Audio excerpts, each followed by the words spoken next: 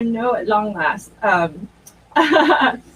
It's another week of CLCI Live. I am going to quickly turn it over to my fellow compatriots here. Carry on. I'll be back. Welcome right. to Certified Life Coach Institute. I'm just going to take a moment because we have a couple of our students who have. I didn't tell the gang I wanted to do this, so I'm surprising. Students who are in hospitals or having health concepts, and so I just want us all to take a moment to send some positive energy, prayers, thoughts. Anything of your belief system, just send it out to everyone, of course, but especially our fellow students that have been participating. There's one in particular that I'm thinking of. His wife has been struggling. But everyone, just sending those energy, loving thoughts. All right, guys. Thank you. Jerome, go for it. Okay. Well, I was going to ask you guys what our topic was today. Did Brooke mention it? I don't think she did. No, okay. So today I'll open up the door, I guess, into what we're going to be discussing. And we are going to be speaking about triggers. What? Yes. Trigger warning. Maybe not. Actually, if you get triggered easily, you should probably maybe want to sit and stay and watch this, because I think we will sit down and kind of speak a little bit about how to deal with triggers, how to proceed with that, how to manage when you are being triggered, how to manage if you are triggering someone else, particularly in the coaching space. So maybe we bring up first and foremost, which I think is important, what is a trigger? What constitutes a trigger? What is a trigger to you guys? What is a trigger in general? What is that? my understanding of a trigger is a specific sort of topic of conversation or something that people may run across that brings back, or not brings back, but incites any sort of episode, whether it's like PTSD is like the one I think of often, but like anxiety attacks, panic attacks, things like that. If you talk about traumatic topics or topics that bring back these traumatic memories, it might cause someone distress. And that's my basic understanding of it. So you avoid, I mean, what would be a good example? A good example, but that's also not too triggered for our audience right now. Because I think we're talking about an overview topic of triggers, not like specific ones. Are you thinking of one, or you don't know one? Well, there's a number of things that we can be. So I think with triggering anything, it can come about when we have, I think you can get as simple as when you have an emotional reaction to an external stimuli, right? So it can be something you're reading, something you're experiencing, something you're seeing, something you're hearing, something you're tasting. It can be 100 different things. Your senses, any number of things can be a trigger. And I don't think you have to have trauma to be triggered. I think, though, that a lot of times it sets that emotional roller coaster, or the hormone roller coaster into action, and from there any number of things can happen. So I think I wrote, as when you asked that question, I wrote it down real quick. As I put my interpretation of an immediate experience that is based on a past learning. So something that comes back and allows that impactful history to impact the moment of a reminding of that similar experience, is how I would interpret it. So would this be considered a trigger or not trigger warning, but a trigger for me to keep it really light? Everyone's aware of those big green June bugs, right? That fly around. Oh my God, they're terrifying. Terrifying. Whenever I hear those wings, I don't care if I see it or not. I'm ducking, covering, like running away from whichever space I'm in so I can get away from that. That is an absolute trigger for me. I think, is that considered something that could be a trigger? I mean, just to clarify. Your fight or flight being initiated. Yes. So, yes. Anthony, go ahead. I mean, just kind of lightly speaking, that is a trigger. We're talking about it right now. Does this conversation trigger you? Just talking about the June bugs. No, not the conversation, but the sound of the wings, which I can think of. They make a sound. Very amazing, but I'm trying to block it out because I hate it. I think. I think June bugs are just California. Downstairs, I have like free Amazon packages that I have not touched because there was a black creature that flew at my face when I went downstairs to get them yesterday, and I said, "You can have them; they're yours," and walked away. I don't know if this is as much fear and irrational as it is the kind of trigger we are speaking of, but I think the triggers we're speaking of, at least in the coaching space, has to do with conversation though, and topics we talk about.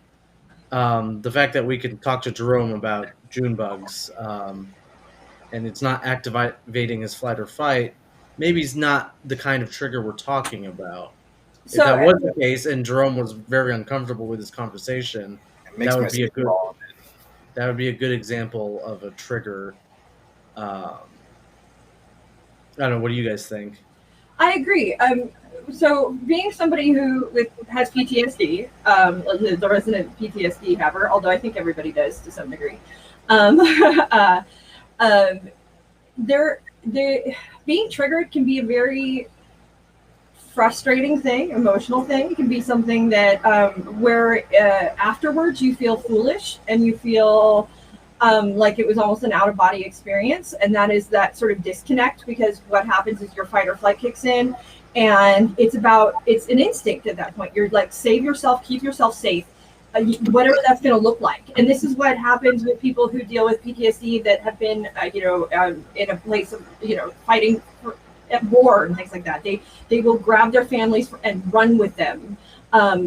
Because at that point their fight or flight has been initiated, and the same thing happens to me when sometimes when I have mine, and that fight or flight gets initiated, and it's not always logical when you're in that state, and it doesn't always mean that you're going to be angry, or it doesn't always mean that you're going to be insanely upset. A lot of times it's a matter of protect yourself, like you get this feeling of that protect whatever you need to do to keep yourself safe, right? So for me, that can come in a variety of ways, like we said, sounds, just a number of things. But there are also, I think, really where we deal with it a lot is topics. Certain topics can be triggering. Certain reactions, certain people, certain situations can be very triggering for people. And I think that's really what we're talking about here, is that what do we do as a coach when we are feeling that untriggered in a session? I was going to ask that as my next question. Is this a conversation that we have about us as coaches, or our clients if they feel triggered, and how we handle that? But both ways. We can start with the coach first. So yeah, I think that's. I mean, being triggered. There are a lot of situations that can trigger you in a session as a coach, and how do you not flip the fight or flight switch when you're in the middle of this? Can you imagine?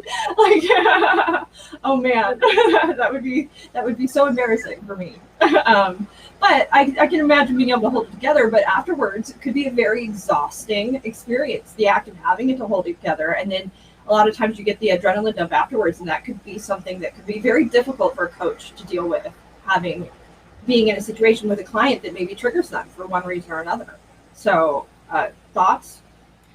Well, I think of an experience that, while it wasn't a huge adrenaline kick in or rush or anything, it's just about some clients that I had that kind of triggered something in me, and I'm like, ooh, where did that come from? And so I just wrote it down on the margin, because what they were talking about had nothing to do with me. what they were sharing, they were perfectly happy with who they were and what they were sharing, and it's nothing bad. That's the other side of it. It's nothing when you take it out of the context of my experience or interpretation in that moment, it's really wasn't anything bad. So that's what it was. I had to write it down because that's what I do. I like to write. And so I wrote it just in the margin real quick so that I knew I had to, when leaving, like you said, Brooke, I had to go work on it. I had to realize how that was affecting me and impacting me and what I could do differently so that that would not happen ever again, especially in session. And Jerome, you were sharing right before we started here about a certain how you felt about this, the trigger warning, and it being kind of cliche at this point. Yeah. Yeah. So on top of the fact that I feel like the big counterintuitive to managing past that trigger, saying, hey, this might trigger you, you probably want to stay away, which is, again, counterintuitive to actually dealing with this and getting past whatever situation it is that does trigger you. Also, I feel like it became a really passive-aggressive way of saying I don't agree with you and I don't want you to talk anymore. Kind of, to me, at least, that's my experience. I've seen it because I've seen that phrase used on very light topics that should be open for discussion, like trigger warning, and nothing necessarily gruesome or extremely traumatic. But again, yes, we did speak about how different things can trigger different things in other people, depending on who you are. It's person to person. So I am aware of that, but just personally, that was kind of my personal opinion on it. And well, I think one of the things we had spoken about too in that situation was feeling it like it's cliche a lot of times. It does serve a purpose, that warning for like I shared, I'm in groups where there are people who are genuinely going through and dealing with the early stages of post-traumatic stress. And so giving them a kind of heads up like is a good thing, because you don't want them to read something that may in fact end up sending them down a spiral that will then ruin their day, because they're just not in that place yet where they have developed the skill set to manage those emotions or that reaction. I think though one of the things that happens though is people also use that, oh my god, this might trigger you, like you said, as an excuse kind of thing. And I think that or as a reason to like deflect. It becomes like a deflect. Like I don't. But really, in truth, I think it's an indication we should be looking inward at ourselves. Like if we are triggered, it's really about us, not about what is triggering us. And it's an indication of something, a space that we should probably be working on ourselves in. Yeah, unless you want to be, I mean, nobody wants to be triggered for the rest of their life, I don't think. Everyone would hope. I mean, I think that's why this is such a relevant topic around coaching, is because the whole purpose of coaching is for you to look inward and figure out what it is that is, that self-work aspect of your life. That's exactly why, I think this is such an important conversation to have here in that coaching space. One thing that came to mind when we were talking about this is how does this even come up in coaching in the first place? I think the first step on the coach is prevention and establishing from the get-go that this isn't counseling, this isn't therapy. We're not going back into the client's past to work on these sort of issues. And once you open the door for that kind of conversation, whether it's intentional or accidental, that sort of lets clients go into those topics that aren't strictly coaching, and you're more likely to encounter those triggering sort of topics in that scenario. So just establishing from the get-go, you don't go into those therapy, counseling sort of areas. It's strictly coaching and strictly goal-oriented. What would you like to work on today that's within the sphere of coaching? You'll save yourself a lot of trouble in the future when it comes to these triggers.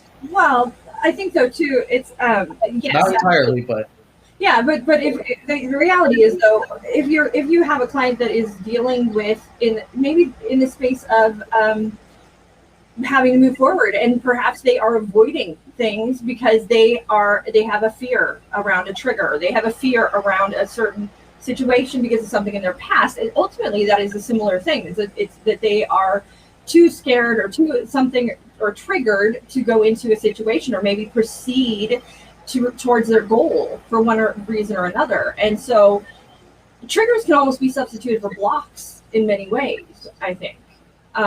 So as long as you're still moving in this forward fashion, right? Looking forward, I think that you can absolutely deal with triggers as a coach, and you can discuss them as a coach as well. I mean, wouldn't you say so, Lisa? I mean, you would want to ask questions around it. Sure. Yeah. And it usually it's someone who's willing to make changes and not point a finger towards someone else. Is really self-boundaries and what works for you and what doesn't work for you. It always goes back to that boundary of finding out that trigger here and now, and what is it that I want to do differently if I am in that trigger place. In that place, when you are triggered, you're not going to really probably be able to do much, but it's the step before you get triggered where you can be more reasonable in the sense of a follow through with something that you've practiced and set up with your coach. So, and this is when we talked about this a little bit. If we see our clients have a body language shift, right? Or if our clients have not only a body language shift, but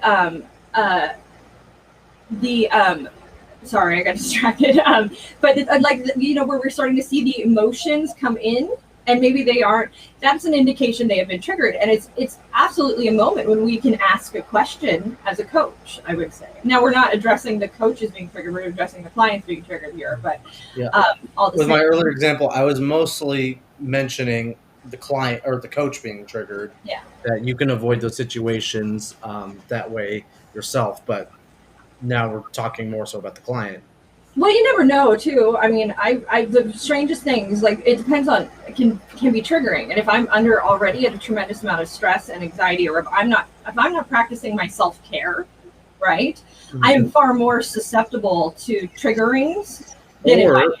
Maybe not a topic of conversation, but the person you are talking to. Now, the human being themselves, that is a tough thing, because there are some people that just make our hackles raise, right? That we just go, right?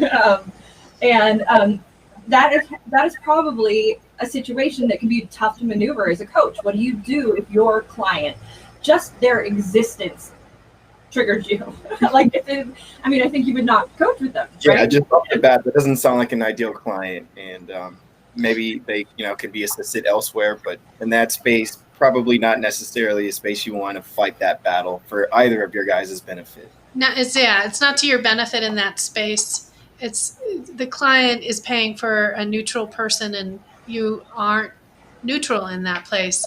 But definitely, that would be an opportunity. If it does work, go get help. Go find your go-to person, whether it's a coach, whether it's a licensed professional. Do follow through with that. Definitely, Leanna, referral without doubt. There's not even maybe. Oh, yeah. Sorry.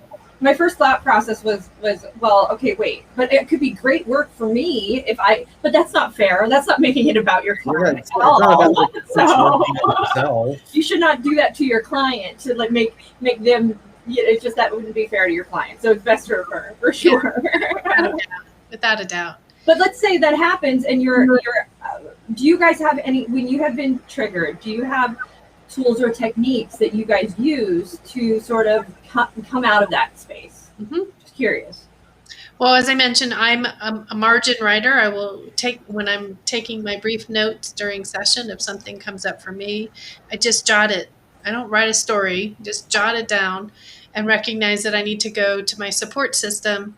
I had a team of 5, the support system, and I knew which person I needed to go to help me through that given moment, should I need to. The more I did that, the less often I had to do it. So it might have been greater in the beginning, and then the more practice of being neutral in session became second nature. I didn't have to do that kind of work. I do other kind of work, but not that particular. I'm just curious, do you because for me, like, I'm thinking of there's different levels of triggering, obviously. So my brain goes to like the far extremes because I've experienced them. But so that's why I'm wondering, if, have you guys ever been flipped into full blown fight or flight before? Like, has that ever happened with you guys? Like, I mean, it has to at some point. Yeah, yeah. So I haven't had one really where I kind of blacked out, in the sense of I was young. I haven't had one like that since I was young. My grandfather, I was getting ready to go out and visit my grandfather. I was probably, I don't know, 18, 19, probably 18. And he went in the hospital. He had a heart attack. And I'm like, I got to go now. I got to go this instant. And the person I worked for told me no. I'm like, and this is where a swear word comes out. I don't know who the F you think you are. I'm going. And I went and immediately quit my job. And they tried to talk me out of it because I was a good employee. And I said, nope, done. Out of here. But I barely remember that whole exchange. I feel like I was so ignited. But it was a silent rage, not a loud rage. Meaning I didn't have a outward energy push. It was all inward and held onto it inside. But I know that was a huge, huge moment that I was black. All I could see was black. Those blackout, like those are, I mean, they're scary and interesting. Like, and that's that shadow, right? That's the shadow work, that play. If we go Freud and Jung with it, and it's interesting that we have just these moments where we're just it's like out of body experiences, really. That would be a perfect explanation. It would definitely felt out of body. The one thing, though, I think that we have to understand is if you're on the receiving end of that, it's not about you. It's about that person. Like it's about the other person that is experience. It's their thing. Don't take it personally, which is hard to do, but just it's that they've got something they need to deal with. And that's a tremendous, for me as somebody who's dealt with PTSD, I've had to have this conversation where it's like, please just be understanding. I like this is not who I am, and you just have to have like this sort of. It can be difficult. It can be very humbling as well. Definitely an indication of work, of a space of like, okay, wow, that happened. But I'm grateful because it's growth. For me, at least, it's always an opportunity for growth. So. Sometimes with the clients, one of the things that we've talked about in session, because as a couples coach, we talk about how when someone else is triggered, can they recognize before that moment that they've been triggered, and can they take another step back when they notice they're approaching that? Can they? And it's just keep noticing those steps so that in your body you start recognizing, because your body reacts first. Yeah. Oh, I had another time that I was sure, I'm just now thinking of it, where, and this is probably something good to share in our community, because it was about someone trying to scam me out of a coaching session. And that's not what they were trying to do. They were trying to anyway, so I'm texting with this person, and maybe some of you have gotten this now because it's now been abundance. This was, I don't know, probably 5 or 6 years ago. I was texting someone in the morning, and they were talking about they're deaf, so we had to communicate this way as the easiest way versus going through the systems for people to communicate through deafness. That they were dying. And I'm laughing because this is not true, obviously. They were dying, and their family were going to be 5 of them survivors, and they wanted to have coaching. They didn't feel like therapy was necessary. They wanted to have coaching, and they got all this story and blah, blah, blah, blah. And then, we got down to how much it was going to cost. And boy, that was kind of a hard thing to figure out, because I didn't want to charge a whole bunch, even though I was going to work a whole bunch. So I was trying to figure out what would be a good price. And so I was like jumping through hoops for this person. And then I'm like hours into this exchange, I'm also getting my hair done and getting my hair done all of a sudden, and I do not ever do this. I throw the phone down. I literally throw the phone down. I was being scammed because they're asking me for my merchant number so they could pull money out versus put money in. They were trying to say that, oh, now we need to hire a limo driver and pay them. And so they were justifying the amount of money that exchanged, that they were talking about exchange. And it just all of a sudden jacked up. I'm like, oh my God, what is this?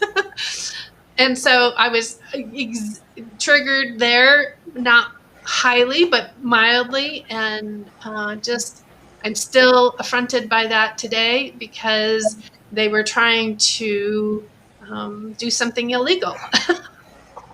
Well, I think too. One of the things that Leanna said is we can only be responsible for how we respond in these situations, and yeah, I agree. I completely agree. We're responsible, and it's also our perceptions too can play a great deal. What can happen though is if one person triggers another person, and then it can escalate very quickly. It can escalate very, very, very quickly. And not always a good thing. And that's the hope that yes, that emotional intelligence and self-awareness comes about at some point. And I know one of the tools I use, Lisa helped me, which is it's kind of akin to cognitive behavioral therapy in many ways, and that's pause at the first physical reaction, that's the hardest part, is noticing that physical change that we experience. If it's your heart pounding faster, if it's your breath getting shorter, if it's my ears turning red, if it's any number of things that can be an indication, and that then rerouting that energy essentially away from your normal reaction, and it's that re-knitting the neurons kind of thing. Creating new neural pathways and new patterns is what it is we get used to reacting the same way, or in a very traumatic situation we can quickly develop new patterns, a new way of doing things, because it's amazing how quickly we can adapt a habit when we're in a space, and that's where that post-traumatic stress comes in. My question is, you can't reroute them later. Yeah. The question is, how do you do that in a session though? As that's because you've got the session that's rolling on, let's say you're 30 minutes in, the clients, it would take. Then that's the thing, is I was going to, like Lisa said, she drops in that would help. It would help because writing does help a great deal. But I'm thinking, like me, if I'm starting to go into full-blown trigger, what do I do? The nice thing for me is it would have to be like a PQ kind of situation where I would have to start to focus on, I would have to just make my world a lot smaller and then bring my attention hyper focused into what I'm doing and why I'm doing it, and out of that space where I'm really noticing the physical and emotional reaction. So it would be me focusing on my breathing. I would be doing something probably with my hands where I'm, feeling something on my hands and just like focusing on that for a minute. And just, it's about taking stopping the train of that train of thought and doing so in a healthy, not crazy way. It's break that pattern. It's to find that way to break the pattern, which is what the PQ reps are about. You can get up and go to the bathroom. If you are identifying that you're in that space, just get up. I'll be right back to whoever you're working with, and go to the bathroom and do some breathing or whatever for you is that releasing that energy and getting you back into the neutral place. I know that afterwards I would probably sit down and do like a self-assessment. Like I would have to have like, okay, once the session was over, it'd be for me, like, what happened? Why did that happen? How can I prevent that in the future? Is this going to happen again? Yeah, exactly. Those questions, that sort of, and that's that introspection when I'm not in that state. It would have to be when I'm in a very clear-headed and not feeling threatened state, essentially. Mm-hmm. Mm-hmm. Leanna asks, so is it inappropriate to step away for a second? No, not at all. 100%. If that's something you feel like you need to do, go and do it, because there's the little bubble that is the session that's kind of self-contained, but then there's this sort of outside where it's you monitoring and checking how is this, like, how do I feel, how's the session going, and if you feel like you're getting to that sort of triggered state, just pause the session, just let them know. You could be totally honest with them too, just like, hey, like, I'm not feeling so well, I need to step away for a few minutes.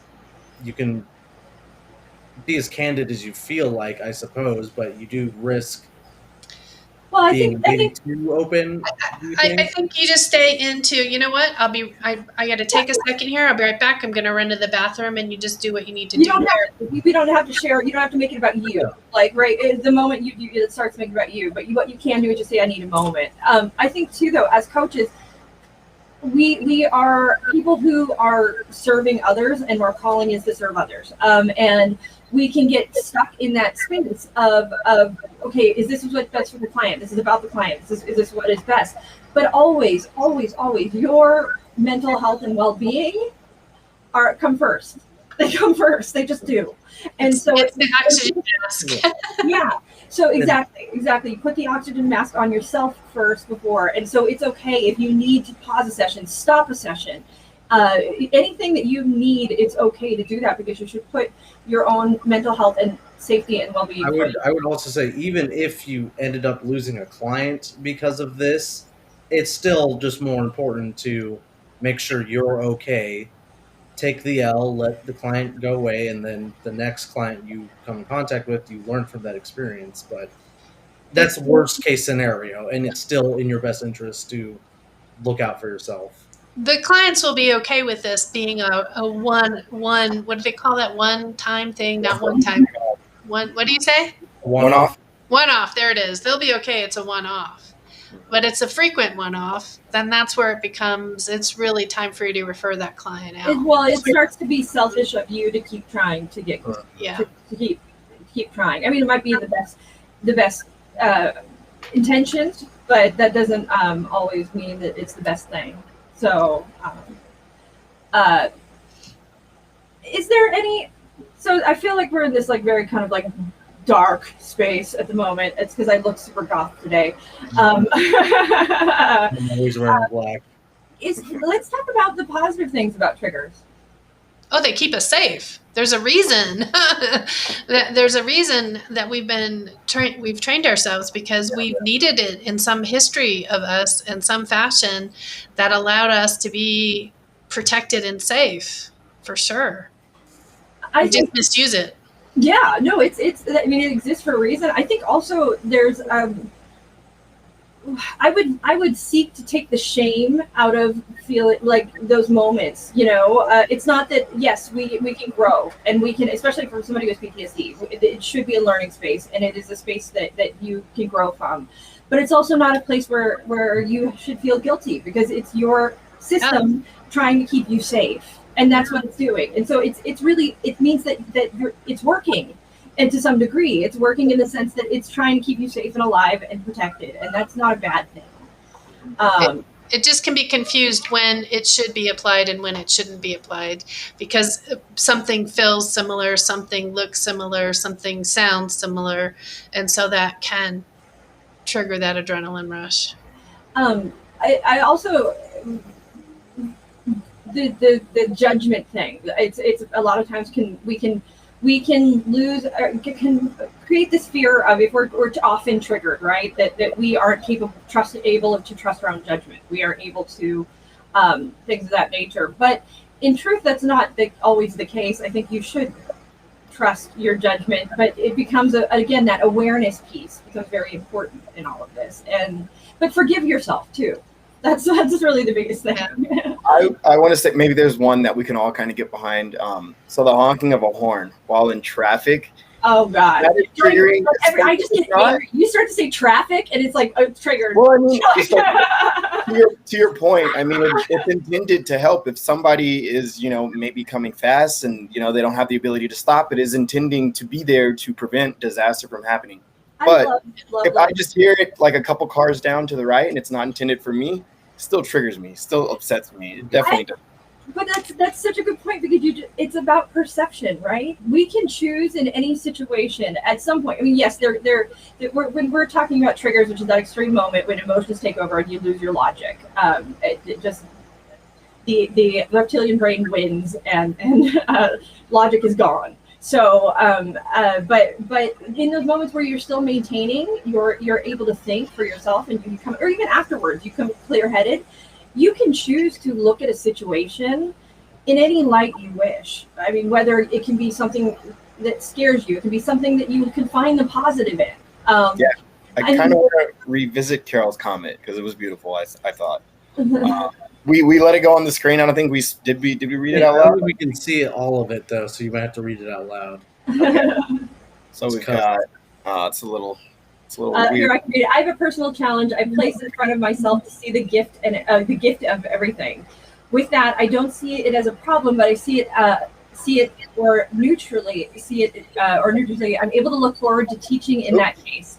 I don't see it as a trigger, but rather as a learning lesson. Yes, very true. And it's more welcome for me in this case. And I agree. I mean, very much so. It's a chance for us to learn as an individual when we are triggered. That's what shadow work is. Really, shadow work is taking a step towards being a more whole human being by taking a look at the parts of yourself that you might otherwise deny or not be proud of at the end of the day.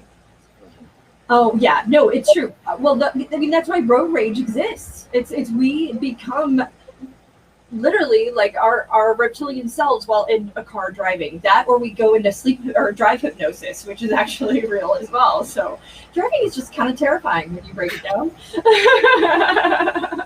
That's it. I'm triggered. I'm not driving anymore. I can't hear you, Lisa. Can't hear you, Lisa. Why not? You put in our chat the Byron Katie's the work, and this is really a great thing to probably utilize in this space, because it allows you to work through the judgment you have for someone else, but then it also checks in with you on what your truth really is, and going from there. And we can drop a link to the four. So it's 4 questions, and essentially these questions, what they're meant to do is bring you to an awareness of that maybe something my dad has always said to me, and I want to kill him for it. I hated it too even then, but I love him because it's so wise. He would get upset, and then he'd be like, "Wait, when somebody's pointing the finger at me, how many fingers are pointing back at them? 3, right?" And in the same indication, it's a Bible verse for that matter. If you are freaking out, triggering, being angry, being sad, or if there's something you really don't like in somebody else, it's probably an indication that there's something about that you don't like in yourself. It's probably something that you don't like about you, and that's why you detest it in somebody else, essentially.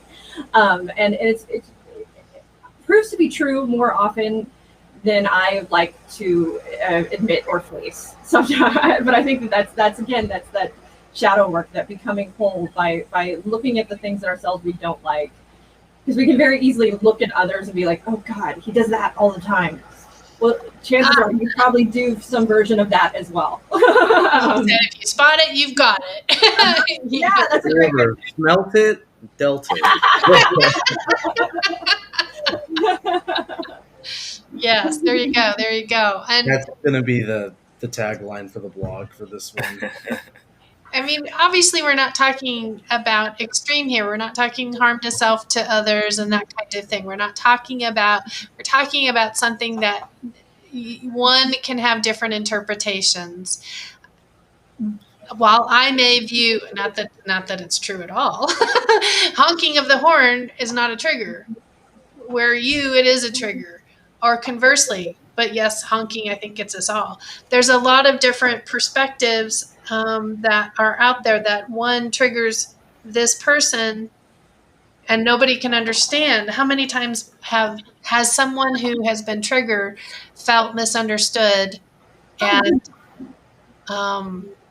belittled because of what their interpretation was? It's also providing that space for that person to find what their voice is as well. Again, it's exploring that gray space, right? The moment we we label somebody or any one situation as, well, this only happened because that person is this or was this or was, there's so much more to that, into our experience as people and human beings, that everybody's perception is uniquely their own.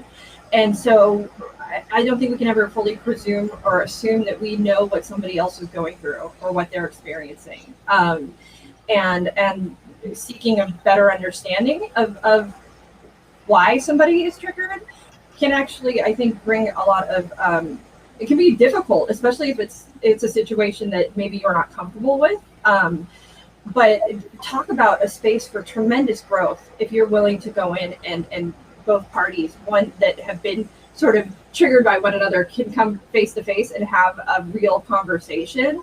That could be a very powerful and beautiful moment, honestly. Yeah. It's a rare one. It's a very rare one, especially look at politics. Oh my God. No, that's not. Trigger. I'm anticipating sort of maybe two questions that students might have when this topic, or if this topic comes up in class. One, should a coach let their clients know what their triggers are? So if like we're doing the intake session or something like, hi, my name is Anthony Lopez, my pronouns are he, him, and these are my triggers. No. Is that too much or too little? Too much. Well, I think I see this very commonly in like online sort of forums where that's like your introduction to whatever thing you're about to do, your name, your pronouns, and your triggers. And I will say that's though, basically just the boundary of let's not talk about this. No, but the thing is, I will say there are situations though. Let's say you're in a group coaching situation that's specific to people who have been through trauma, they've moved forward, but they're in a space that they want to move forward. And it's a group coaching situation for people who have been through maybe a specific trauma. I think it would be fair to have that moment at the beginning and say, okay, these topics might be covered. I think but that's because you're in a situation where that makes perfect sense, right? I think as a coach though, we should not be sharing our triggers ever. But now we might share like what we're talking about if it's in that like group support system kind of situation. It's different, but I think it's fair though if you are coaching clients maybe that have had trauma, that if they want to share what their triggers are, we absolutely.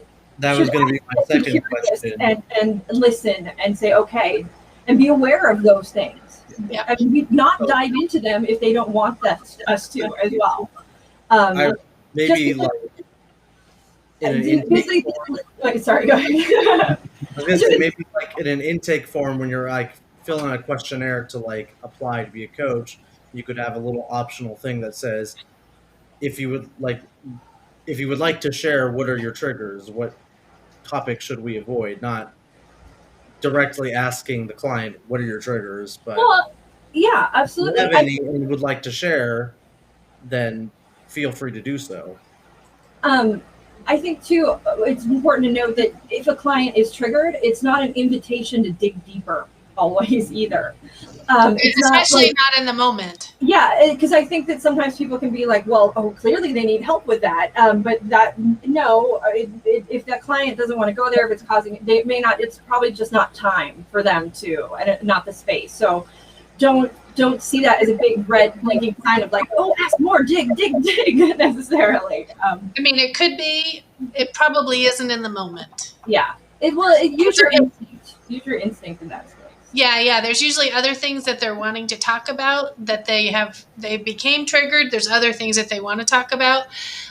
Oftentimes it's maybe revisit at another time if they want. Well, and we also, a big thing to remember in this space is to keep that the forward motion, right? Yeah. We are looking forward. We're looking towards the future. Yeah. We're not delving into the past and digging up the whys, and that's not our job as coaches. Right. So it's how is this going to prevent you from doing this? You're taking these steps in your plan.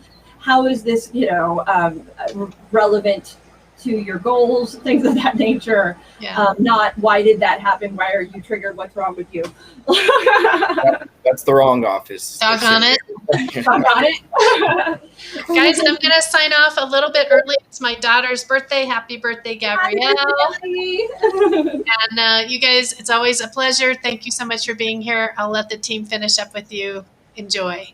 We can just go crazy. Guys, we can talk about anything we want now. CLCI after dark now. All right, now we can.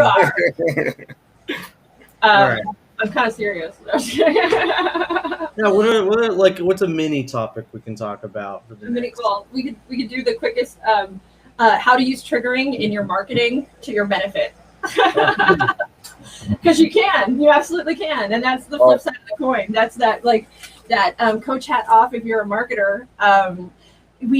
That's the pain points. We want to talk to the triggers. So knowing those triggers can actually be a very tremendously powerful tool in marketing, at least.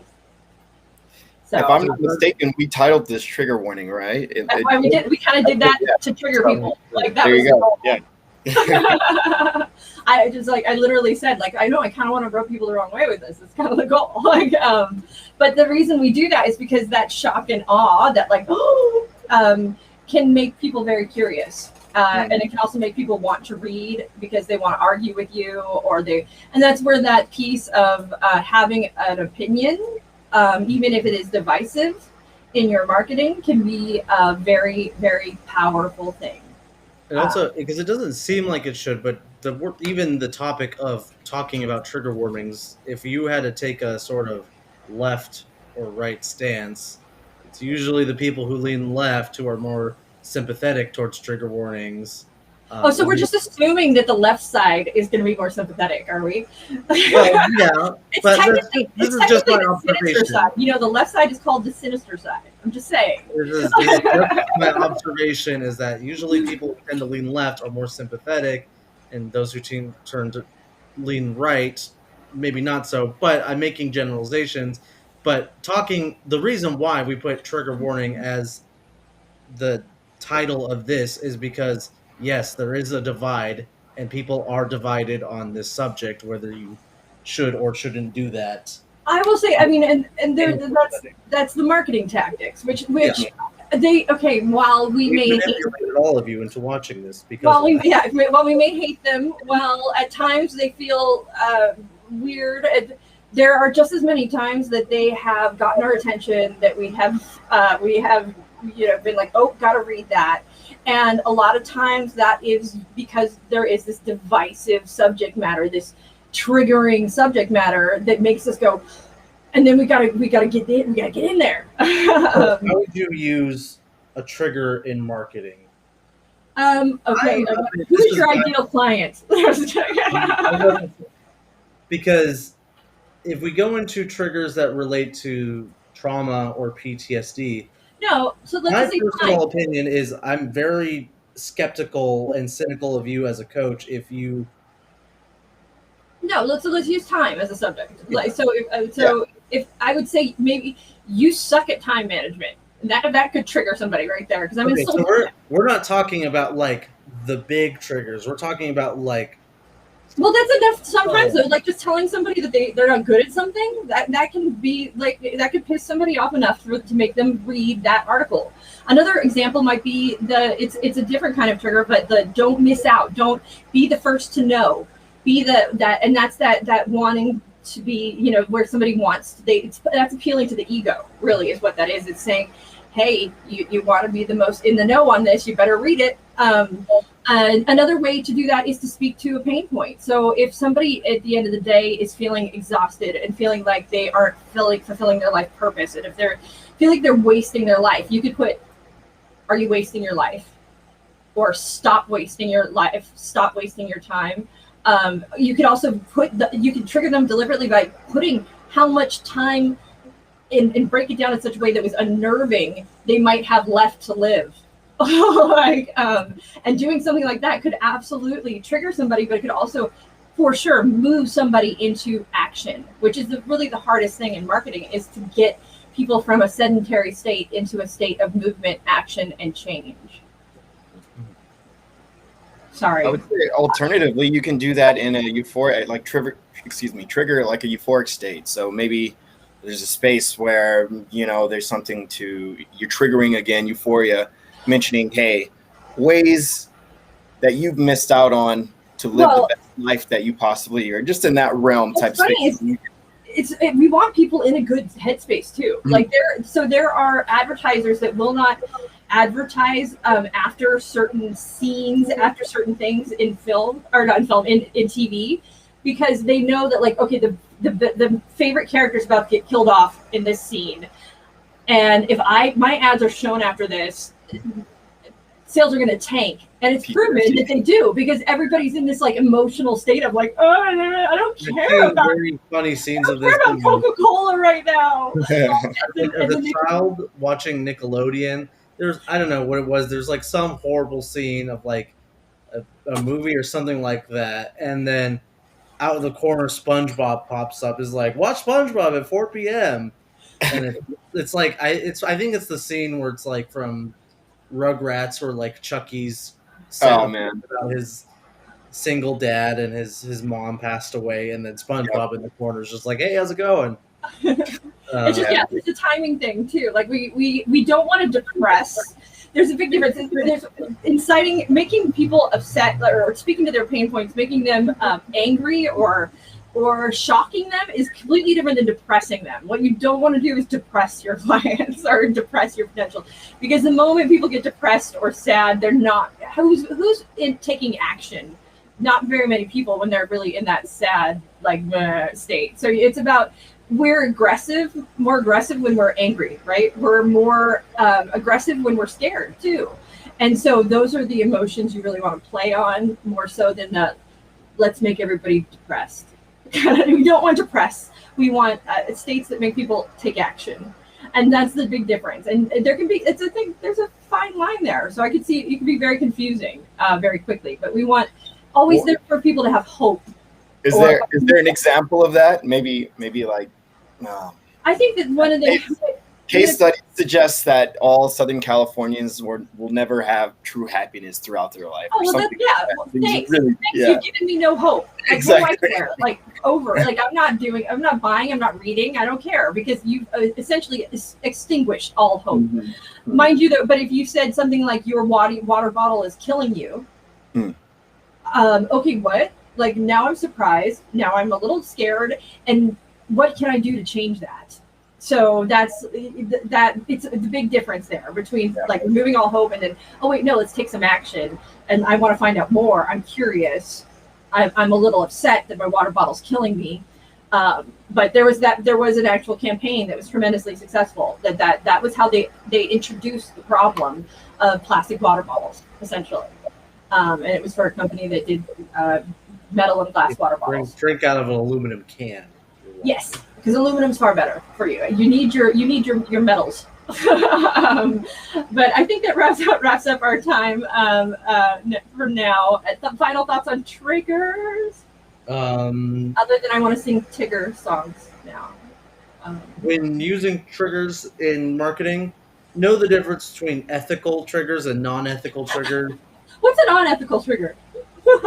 I mean, I don't want to get into detail just because we're keeping it an umbrella term of trigger, not the nitty-gritty, but I can think of a good amount of horrible triggers. Oh, yeah. Playing on widespread PTSD, stuff like that. Yeah. You should see a counselor. Well, also, though, I say this, know your audience, though, because one person might think is another, but also know your audience and be prepared whenever you're using triggers. Be prepared for the backlash, because there's going to be, if you're being divisive, there's going to be a backlash. And so be prepared for that. I'm not going to mention what kind of coach they were or who they were, but there was a person, Brooke and Jerome, that we really, I was, what? Like he was like, not you guys, but there was somebody that we encountered with that their coaching niche was something that I really did not. Oh yeah, with. I know exactly what you're talking about, and I completely agreed with you there too. And it was like, there's a very easy way to use triggers in their marketing, but that's like, we're talking about light. Okay, but this is funny though, because like I completely agree with you, especially, and nobody knows the situation, so I'm not going to talk about it because it's not fair to everybody else. But it is really, mind you, marketing is manipulation in many ways. And just to take the veil off of marketing, it is manipulation in many ways. You are being manipulated 24/7 because everything is marketing. However, there is the like the the nice white lie kind of area where you're not lying, but I'm just saying where it's acceptable. There's an acceptable level, acceptable situations, things that don't make you an abhorrent human being, and live in the non-abhorrent human being space is really what we're saying. And you should know what those are. Or how about this? If you don't know what it is, get a second opinion, and if that other person goes, can you imagine? Yeah, I mean, to be non-PC, again, this is another example. This was brought up by Dan, Gwyneth Paltrow, who basically launched her clothing campaign with a candle, but the candle was titled "This Smells Like My Vagina," which is divisive. A lot of people found it very offensive, but she got millions and millions and millions of people to take interest. And so that's a choice, and it's a moment where she knew she was going to trigger people, but she also built an entire business on it as well, by doing something that was very divisive and kind of offensive to many people. So, but again, I'm not not offensive to me, right? And she's willing to own whatever backlash, or just know that if you're using this as a marketing tactic, you're going to have to own and deal with whatever that backlash, that other side happens to be. But it's not always a bad thing, and it can very much work to your favor. You just have to make that choice and be consciously aware when you do that not everybody's going to love it. So, which I have trouble doing. Like, that's hard for me to do. It's to be that divisive, because I am a people pleaser in many ways. So it's like, I don't want to piss everybody off. Can I make everybody happy? Which is not always true. So usually it isn't. I know that too. Same people. Yeah. Well, Jerome, what are your final thoughts? My final thoughts are, I think I was a bit of an anomaly coming into this conversation, because not a lot of things trigger me, but trigger warning did trigger me. And I think that's because there's to me personally, I have this understanding that there's always kind of like what Carol mentioned. There's a light in everything, and that's the way I view things. And I'd lost maybe sight of the facts that, maybe you should find the light in the fact that there are people who are triggered. And again, Brooke brought it up. Triggers can be a good thing for us. So I'm enlightened by this conversation. That is my final thought. And I just want to say that your aversion to trigger warnings is an example of your cynicism, which might trigger you. But again, it's like it's that space where you're like, it's an indication of something you need to work on, or maybe that indication that you are using that black and white thought process. It's really a big indication of that I'm in black and white and I'm not seeing gray, and I could probably stand to open up my realm of view and look at other people or other perspectives. And that's a really good, or look at myself and how I can improve. And a final thought, I'm grateful for my triggers and the moments I'm triggered, because I learn from them and I grow, and I never want another human being to change who they are, adjust their behavior, do anything on my part because I am triggered. I don't want that to ever happen. I want people to just be who they are, and it's up to me to maneuver through that and learn and grow and become strong enough to not be triggered in any given situation. And so that's how I view it. I don't want to make people change themselves because I'm triggered. I would rather put myself in situations where I am triggered and learn. So, and that's my thoughts. Finally, all done now. All right, guys, we're gonna sign off. This was fun. Thank you. And make sure you check out Certified Life Coach Institute. We do our best not to trigger people, but if you do get triggered, we'll try to help you through it. And we also certify coaches in 3 days. If you like this topic, make sure you share, comment, like, all that good stuff. And that's it, guys. All right.